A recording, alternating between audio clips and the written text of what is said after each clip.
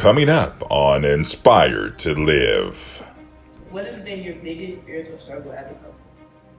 Oh, we know We know that. everything. Oh my goodness. Yeah. Let's just be honest, all right? We found out that like fornication was a sin, and it's like it didn't make sense to me because I was like, but I love her. Or if you love him, then it's okay. He was like, I mean, that's not what the Bible say. Yeah. And so He wasn't really like in church and like seeking the Lord and praying and going and doing these things. But remember I had told you like freshman year I had started going and I had started like changing. He's like, yeah, I'm on this God team. So I'm telling Deshaun, I'm like, if you don't get with it, if you don't come with me, if you don't start doing this, we done.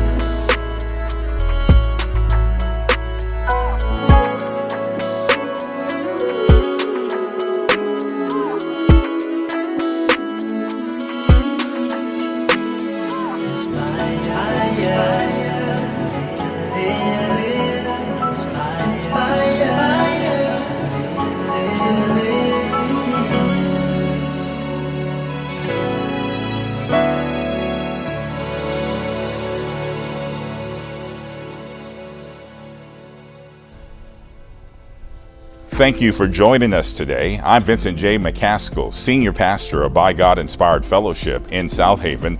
We're just a few minutes from Memphis, right across the state line on Airways Boulevard at 7065 Airways Boulevard. Well, you know, love is patient. Love is kind. It doesn't envy. It doesn't boast. It is not proud. It holds no records of wrongs. You know, it always protects. It always perseveres. You know, one thing that the Apostle Paul was trying to explain to us in 1 Corinthians 13, 4 through 8, what true unconditional love is. And the world has really perverted what love is.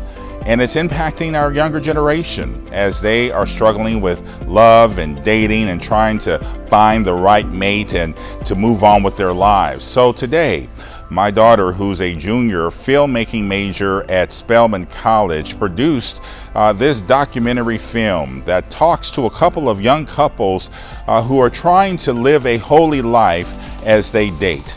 I want you to pay attention to this. Get your kids, get your teenagers to watch this because you can be holy as a young person. Love always perseveres.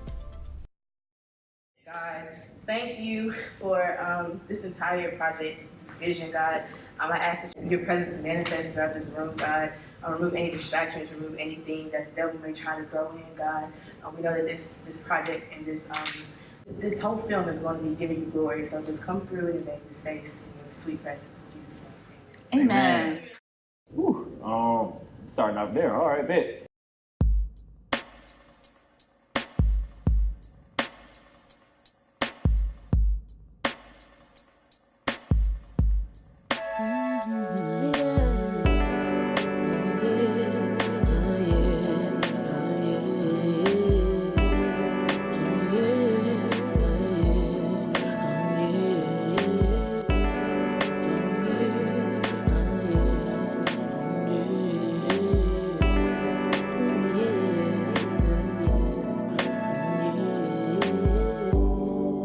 I'm glad you've come. Maybe you can help me figure out what's going on in my mind.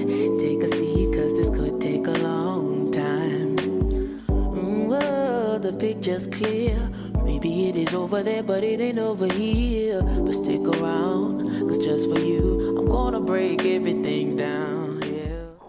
What is 3 months, or 3 years and... Like 3 years, 7 months. Okay, so we first met each other sophomore year. What was that, Mr. Gibson class?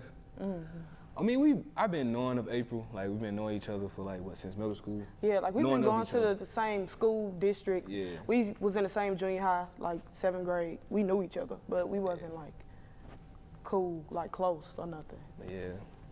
April was always outgoing, and I'm always the person that was just chill.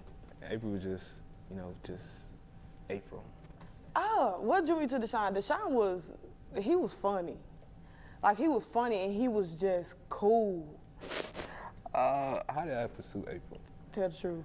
To be honest, April pursued me. If that's that's crazy, but like she did, cause I guess I was taking forever to make it official. You know, she was like, she told one of my best friends now. She told him basically if I don't make it official, you know, she's not gonna talk to me no more. So I'm like, dang, I need to start wasting her time. You know, I'm really playing with you. I got a good person right here. Mm-hmm. We was 17, so it's like stuff that you hear now, like the man's supposed to pursue the woman, like stuff like that. That was like foreign, because like I said, I was in a single parent household. My mama had never had no boyfriend or nobody she was talking to coming in and out of the house. So I didn't have a daddy to tell me how I was supposed to go. I didn't have a mama that was showing me how I was supposed to go. So I was like, you know, what can it hurt if I just be like, hey, I like you. Like, what's up with us? About to be a year. Yeah, January. Let me go back to the So, the first time I seen Victoria, it was at King Chapel for the brother-sister exchange. You know what's crazy? I wasn't even gonna go. I wasn't gonna go because I had it done. I wasn't gonna, because I was supposed to be a PAL. I was a PAL, but I had cheer camp also. Like, I thought I was gonna be able to balance PAL and cheer camp, but little did I know cheer camp was from 5 a.m. to 6 p.m. and PAL is also like during those times I thought I was gonna be able to like leave and like go and do that stuff. And so like a part of being PAL, like you have to take care of like the incoming like freshmen. And so like I wasn't even like, the last thing is like the brother sister exchange. And I actually wasn't even gonna go. And then I saw one of our friends, they were like, are you coming to brother and sister exchange? I was like, no. And I was like, actually, I think I may. So then I just put on a dress, like we had to wear all black. I put on the black dress, and then I just went. Yep. Yeah. She had on a black dress and like a little neon, yellow, right like around her legs, like heels. And so I'm with my friends and everything. And then Victoria, he was walking outside or something. And they said, who was that? And then I said, hold on. I said, no, this is me. I got this one. And so I tried to find a way to talk to her without actually trying to like talk to her, but be smooth with it. And so we was like in a group, and then we was talking about like where everybody from and everything. I said, the best city, Atlanta. And then she said, no, it's Charlotte. I said, oh, you from Charlotte? Yeah, trying to get inside. And then she said, yeah. She said, yeah. And that was it. And that was it. Oh, yeah. That was it. That was in the conversation. I'm like a very independent person. So like, I'm like very independent. And so as far as like being vulnerable, it wasn't there. So like. Let me tell you something. When we first started talking, get to know each other stage, you know, I'm very affectionate. So I would try to like hold her hand or something. She would legit snap my hand away. I'm like, dang. No, that's how independent she was. We keep it strictly, business casual until further notice. She gave me a little side hug. Yeah. Before I met April, I wasn't there. Like, I knew who God was, but I didn't necessarily like go to church or grow up in the church, so I wasn't really familiar with God. Before Deshaun, I would say, like, I grew up in the church. Sunshine Band, Usher Board, Welcome Committee, all that. I did all that. And I wasn't I was spiritual. Like, I definitely knew that all the things that I had got in life was because of God, but I wasn't acknowledging him like I should have been. Before I met Victoria, I grew up in church. My dad's a pastor. So I had a good foundation early on, just being like brought up in church and being brought up to like love God. But I would put it this way. Once I got to college, I feel like college is like kind of like the devil's playground. So a lot of times when people come to college, they kind of lose their way a little bit. So when I came to college, it wasn't that I didn't get off track, but I definitely let things get in the way between me and God's relationship. Okay, so as far as me, grew up in the church, went to Christian school literally since I could walk. Preschool, lower school, middle school, like all of that. So yeah, basically I like had to figure out like how to make my faith my own, but also like not make sure that I was basing my faith like solely based off of my parents' faith. I went to college and I had found this church, but Deshaun wasn't here with me when I first came to college. So he didn't really know much about it, and he didn't really have any impact on that journey. Like I don't want to say like he had nothing to do with it, but he wasn't here when I actually started Started going to the believer's house. Started going to that church and started like seeking out God for myself. He wasn't here with that. I realized that a lot of things in my life was just like in place where God should have been, and I wasn't really a Christian. Like if I didn't give my life to Him, I couldn't really just be a Christian, you know. So once I was able to overcome those things, we actually had overcome a lot of things together as well. But it took a while. It was definitely a process. But I say once we finally like got over certain things that were just like hindering us, like both individually and together with God, it was able to just like we were able to just see clearly finally, and I was able to see all the lies that I was living. I was able to like see truth for what it really is. I was able to really understand who God is, because it's a difference between like knowing of God and actually knowing Him. And so once I did that, I was just able to like really just walk in my purpose and not be ashamed anymore of who I am, who God wants me to be. So I was like, okay, when I get to Atlanta, like that's what I really want to do because my high school, they talk about like how people go off to college and like they lose their faith, and like that's not anything that like I want to experience or that I want to do. So that was like my prayer going into college, and just like making sure that like I stayed headstrong, like I didn't lose focus of like God and like whatever He had, for me. Went to church and stuff, but was still like doing other stuff like on the weekdays, on the weekends, but like waking up early in church and on Sundays going double life. Yeah, it was literally living a double life. I still struggle with. I feel like I'm not handsome or a good looking sometimes, so I still struggle with that. And also my weight, I feel like that plays a part with me, like my anxiety, depression sometimes too. So I think they kind of deal with, go with the struggles of the stuff I be going through. I think for me, it'll definitely be looks. Sometimes, yeah, I gained a lot of weight when I came to college. Both did. Then another thing that has really, I've been grappling with for a while is that sometimes I feel as though I'm too independent. Deshaun would be like, let me do this for you. I'm like, nah, I can do it myself. That's because how I came up. Didn't have nobody doing it for my mama, so I'm just used to doing it by myself. And so that sometimes is scary, because it's like, if there's somebody, and he'll say, if I'm supposed to be with you, why you won't let me help you? Like, when April with her looks, I tell her all the time, like, she looks good. Like, no matter how much, if you gain a lot of weight or you lose a lot of weight, you still gonna look good no matter what. So I try to encourage her on that part. Affirmations. Yeah, just to let her know, like, you're not ugly. You're beautiful. And then, for me, when Deshaun seemed to be battling something, I can feel it. Like, I can feel it on him, like in his spirit, like it's just in the atmosphere. Or like even like if it's over text or something, like the what is it? Not the language, but the tone, like stuff like that, I can tell. And so I just try to reaffirm him, like, I know what it seemed like, but you know what God said is for you. Like, I know it feel like you struggling in school, trying to balance a job, church, school. But God wants you to realize, like, I'm just telling him this constantly, like, this ain't all in vain, like, this ain't for nothing. And so I think it's very important to have God, like, in the midst of your relationship, because without God, we are nothing.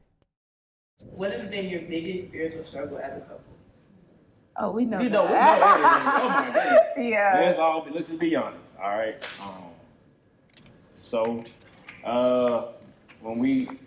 Before we even really made it official, we had sex, and it wasn't until after the fast, because we met in August, September, and then we started talking late September, and then everything. But we never made it official. And then until January. Yeah, and then an instance happened when we ended up not talking, and then we came back together because I had hit her because I was just in my feelings like, dang, how'd I mess this one up? And then we ended up working it out. And so once we worked it out, we finally made it official. And then it was like picking back up. Like it was literally like nothing. So after the fast, I just started feeling like very condemned. Because during the fast, I was reading the Bible like every day, and I was like, it's like I was hearing everything for the first time, even though I grew up in church and all this stuff. But it was like I really dig into it like seriously, and I wasn't just reading little verses, but I was reading like the whole Bible and everything. And then I had a conversation with my mentor. His name is Xavier, and we was just talking about sex, and I was like I know that because I recently found out that like fornication was a sin, and it's like it didn't make sense to me because I was like, but I love her. Or if you love him, then it's okay. He was like, that's not what the Bible say. Yeah. And so it was just a period of like trying to find a loophole around it, but I just couldn't find a loophole. Even though like of course sex is pleasurable, but it's like if it's not contained, then there's a lot of destruction that can come from it. Yeah. And so once I realized all that, I said, oh my goodness, well, now I got to make a change. And so I was very scared to tell her because I didn't know how she was going to react. Because at this point, we still wasn't, we both knew we loved God, but we didn't really like talk about God like that. And so when I brought it up to her, she was like, oh yeah, I've been feeling the same way. And then I was like, oh, okay. And so after that, we told ourselves we was going to stop. Of course, that didn't work. Mm-hmm. Or like we didn't do it while we were fasting, of course. Yeah. And then like afterwards, So I'm telling you, from January all the way to like July, we were struggling with this because we would be good, go strong for like a few weeks or a month, and then we drink. We're all drinking, and then hormones come out, and then we fall into it that night, and then I feel guilty. And then I get quiet and everything. She like, what's wrong? Yeah. And I'm like, it's not even like I already knew what's wrong. I just wanted him to say say it. Yeah, so because I already knew. It was just a lot of wrestling with this one thing. And then finally in the summer, it got to the point like where we just had to like either give an ultimatum, either call it quits or we gonna do this the right way. Yeah. So like ever since then, like it's actually been great, and it's crazy how like. It's been like two different like relationships. Like we have this part of our relationship, and then like from like January, July, and then like from July until we get married. And it's crazy how sex can blind you, and you think that you really love somebody, but it's really just a lust. Yeah, like because now I'm like, oh, I actually do love you. Like I know it. I know it's love because I'm not blinded by sex. Yeah. Like I know that it's not just a passion. It's actually I actually care for you. I actually like. Care for everything that your history, everything that you've been through, like, and it's like we also working as a team now to further the kingdom. Yeah. And that's what God wants from couples to do is to further His kingdom through like this. Okay, can I tell a story on camera? So, like Deshaun was talking about earlier, right? He wasn't really like in church and like seeking the Lord. And praying and going and doing these things. But remember I had told you like freshman year I had started going and I had started like changing. You're like, yeah, I'm on this God team. So I'm telling Deshaun, I'm like, if you don't get with it, if you don't come with me, if you don't start doing this, we done. So she basically gave me an ultimatum. And that was wrong. And I didn't know it was wrong until like I had a friend tell me that was wrong. And he was just like, dang, like, where this coming from? But I'm like, where I'm going, Jesus is going to always get acknowledgement. And everything that I'm doing from here on out, God got to be with me. And if we can't be unequally yoked. Like, I can't be with you if you're not acknowledging Him. Because how I'm supposed to know that you praying over the house, over the kids? I can't do that. And not to say that all people that's like keeping God at the center is perfect, but it's just, I can't do none of this without Him because I wouldn't be nowhere without Him. So the next stages that I go, He has to be there. It was wrong for me to do that, but I'm just happy to know that like Deshaun do give God the glory. I was wrong. I was wrong. Yeah. I was dead wrong. Yeah, it made me feel a certain type of way. It did. But like now it's just like, if she didn't give me that ultimatum, I wouldn't be going to church, you know, really finding God. So. Deshaun has made me better in a lot of ways. He has taught me to cool out, relax, stop getting so mad, stop letting stuff bother you so much. Because, I get bothered. I take a lot of things personal. I get very aggressive, not like hitting, but like yelling. He's just like, cool, chill out. Cause he just, if y'all know Deshaun, y'all know he just chill, like he just cool. Or like even like going back to the affirming things, like stuff when I'm just like, I don't know if I can do this. Of course I'm praying, but it's good to have somebody next to you that's also like, you got this. Like, come on, why would you doubt your ability to do well? April has changed me tremendously. She makes me more outgoing. I'm more of a standoff person and stay to myself. April, she pushes me to go out there and really do like extra things more than the normal and what I say. So that's really like the main thing she changed in my life. I'm not gonna do this right now. I think from Victoria, I learned how to look. Stop. Come on, be serious. I can't. Come on. Okay. What I learned from Victoria, she just has like a kind spirit, and I think as like a Christian in this world, you just can't not love people, and just like the way she treats everybody. Like I watch everything. I peep everything. I watch how she treats my friends. I watch how she treats like just anybody that she meets, and it's just like it's always with love. I think for me, it was just like seeing like his patience. He helped me to like just be still, or like just to like be more understanding. Really, he's just like very understanding, and like seeing like how much like he loves God is like really like it's just like it's everything really. It's just like it makes me just want to be a better person, like every aspect. And then another thing is, He taught me how to cry. anyway, but another thing is, in a good way. she just enjoys life. Like, I don't really catch you just being like down, cause me, like sometimes I'll be like, I don't feel like talking right now, but like she's like, I've You're never, like, all right, let's get out this mood.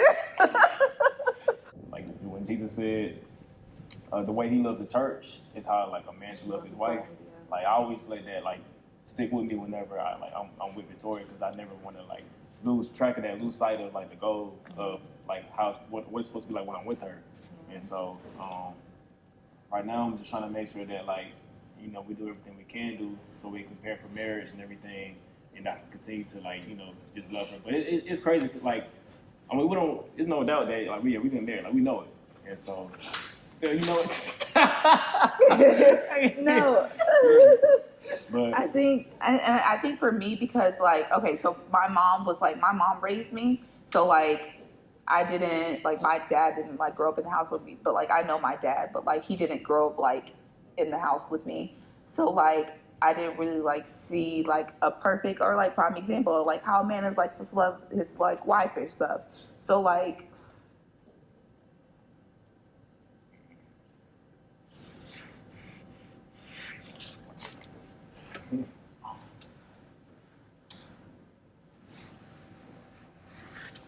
it's just like a really blessing. Because a lot of people like take it for granted.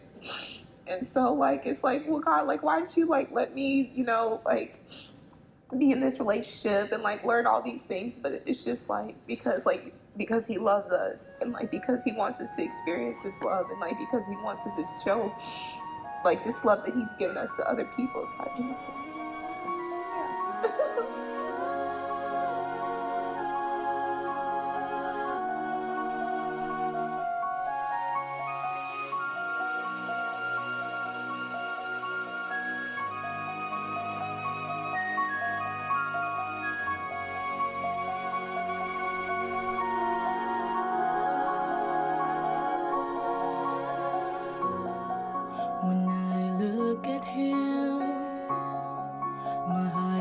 lips appear. Not from fleshly desire, but the way his soul captures me. I'm in love with the way he speaks, softly like a peaceful melody. And all I can say, Like just read the Bible all day. But like, what do you guys do for fun? Like, what are some things you guys enjoy? Yeah, she's seen maybe like once a week. Today's a once a week. I'm kidding. You like to eat. A lot. We're actually fasting right now, so we're trying to figure out, things. Those Krispy Kreme donuts right there, I would rate them. I like to do that. We joke around a lot. We be playing. A lot. I actually don't know. I ain't gonna be. I was trying to think, what do we do for fun? No, we go to California. We go. Oh, we did go to PIA. Yeah. No, yeah. PIA tour. It was great because I mentioned it, or he mentioned to me something about it like a while back, and then I like been keeping up with it. She texted my phone. She said, "Get dressed." I said, Yeah. Dressed. She said, "Wear something nice." I was like, all right. I was like, nice casual. Don't like dress up. I had like, some sweats. I said, just fine. No, I was She like, said, absolutely not. Do not wear sweats. But because it was the same night of the kickoff jam, and I was like, well, do you want to go? And he was like, no. I said, I'm not. Yeah. So then I was like, perfect. So then we went there. He literally had like no idea, or like he knew like where we were, but like he didn't know like what was happening. New Life. It's a church, and I'm like, okay, it's a concert. And so I seen like the picture of the people who, like the poets, and I said, no. I said, don't play with me. And then That was like the best. It was so much fun. it's a lot of like spiritual leaders that I look up to that was in that.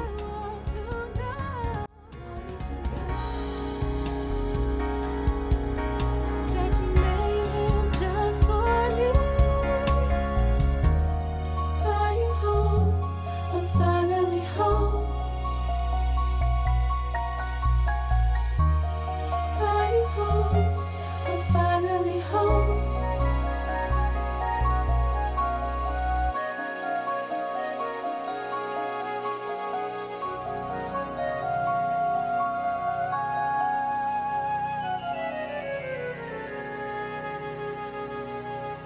Well, that concludes this broadcast, and I'm so thankful that you stuck around to watch it, and I hope that you were enlightened by it. Do me a favor and stay connected to this ministry. Text BGI to 22828. BGI to 22828, and we're going to be sending this particular broadcast out to those who are a part of BGI Nation. We want you to be able to share it with anyone you think would benefit from this. This is a powerful documentary film, and I think that it will reach the heart of our young people, that they can see examples of young people who are trying to live holy for God in this generation where a society is telling them, have it your way. I'm Vincent McCaskill. God bless you.